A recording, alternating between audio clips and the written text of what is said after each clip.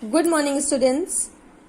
This is Manisha Shukla, and once again, I am going to summarize another chapter of class 10th, that is My Greatest Olympic Prize, narrated by Jesse Evans.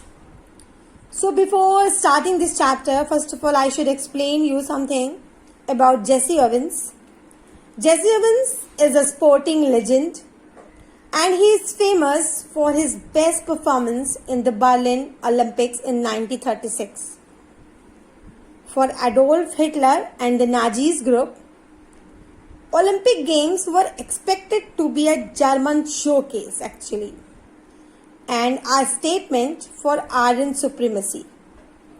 Hitler somewhere criticized America for including black athletes on its Olympic roster. But it was the African American group which actually helped America's success at the Olympics.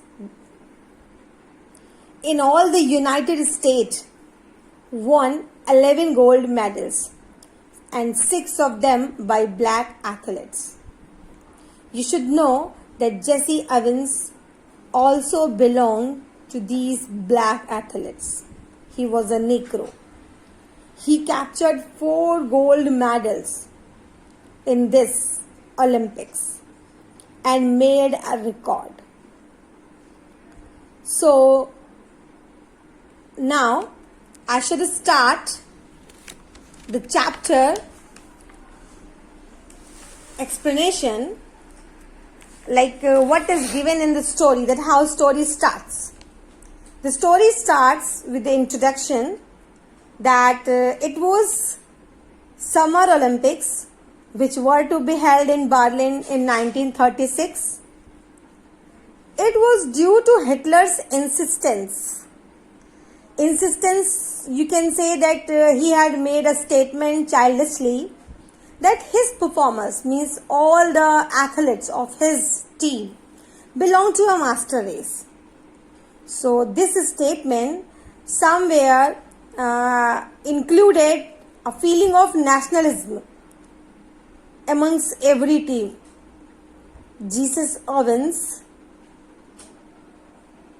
was not worried about all this, as he himself had kept himself disciplined, sweated and trained for 6 years.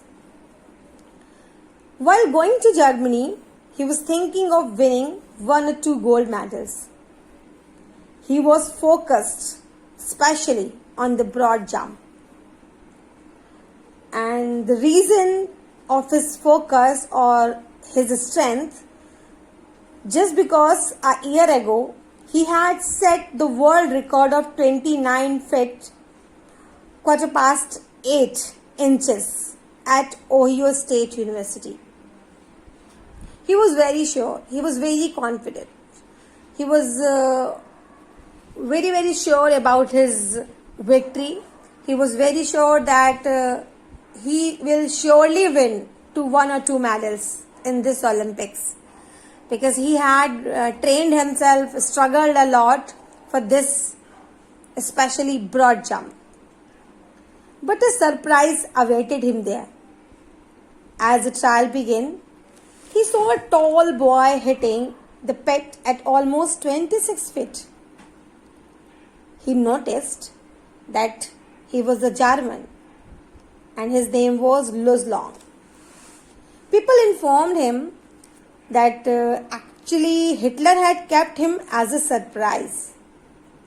So this is very clear that if Luz Long won, Nazis' Aryan superiority theory would get a boost and encouragement. Jesse Evans was determined to go out there, and really he wanted to show the world who was superior. He wanted to delete the ideas, just remove the ideas that was among the people that Aryans are superior. He had felt anger built up in him, and that was wrong for an athlete. He was very annoyed to see that man performing in that way. So that made or created a kind of frustration for him. On the first of his 3 qualifying jumps, he jumped from several inches beyond the take-off board. That was somewhere the result of his frustration and his irritation. It was a foul. It happened again. He was getting frustrated. While he was very, very frustrated, while he was very, very upset, very nervous, he just struck his feet in the dust in disgust. At the time, he found that there was somebody putting his hand on his shoulders. He turned and he found it was the same tall German broad jumper.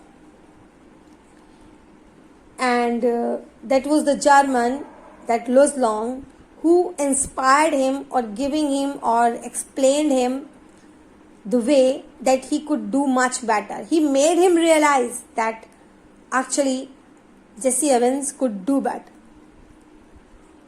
He had qualified for the finals. He shook hands with Jesse Owens and introduced himself. The African American athlete encouraged him. Luz Long asked him how he was. He had seen him committing fouls, and that was a shock because Jesse should have qualified easily. So they kept on talking. Long reassured him. He did not believe in the Arden supremacy matter. He was an inch taller than Owens. He had a lean and muscular physique, blue eyes, blonde hair, and a handsome face. He pointed to the takeoff board and suggested to Owens that he should draw a line a few inches in the back of the board and take off from there. Then he would not foul and would surely qualify. That was a very good hint for Jesse.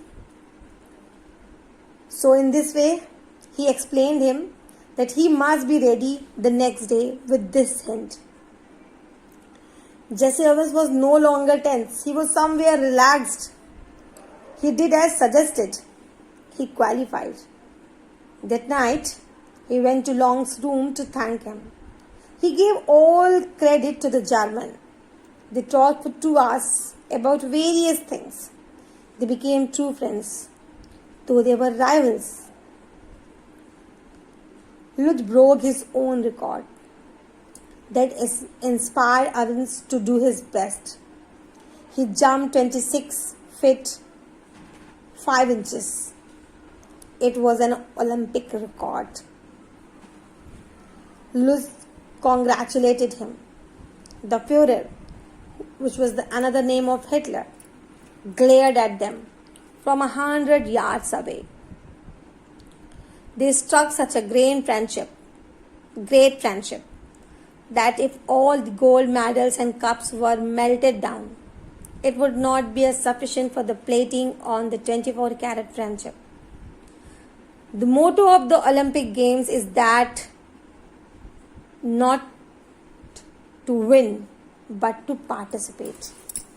Conquering is not as important as fighting well. Luz Long was the best example for this philosophy. In this way, with the help of this chapter, we learned that the feeling of competing is better than with the rivals of winning. We should work hard to compete, to learn, to get, but we should not have a rivalry feeling against each other. And sports should not include this kind of competition, that people should feel a kind of jealousy or irritation against each other. So in this way, that was all about the chapter. I hope you people understand. And if you have any other queries regarding this chapter, you can ask me. Thank you.